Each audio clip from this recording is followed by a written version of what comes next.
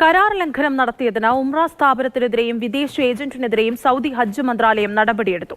സുരക്ഷിതമായ താമസ സൗകര്യം ഏർപ്പെടുത്താതെയാണ് നിരവധി തീർത്ഥാടകരെ സൗദിയിലേക്ക് എത്തിച്ചിരുന്നത്. തീർത്ഥാടകർക്ക് ഗതാഗത സേവനങ്ങൾ നൽകുന്നതിലെ പോരായ്മകളും നടപടി സ്വീകരിക്കാൻ കാരണമായി.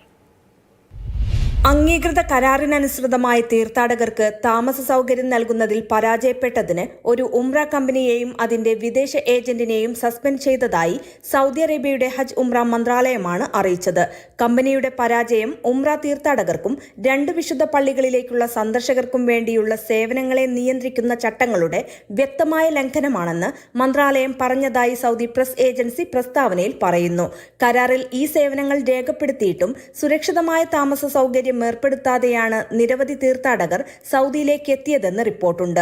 ഇത് സ്ഥാപിത നിയമ ചട്ടക്കൂടുകൾക്ക് കീഴിൽ കമ്പനിക്കും അതിന്റെ വിദേശ ഏജന്റിനുമെതിരെ ഉടനടി നിയന്ത്രണ നടപടിക്ക് കാരണമായതായി മന്ത്രാലയം പറഞ്ഞു.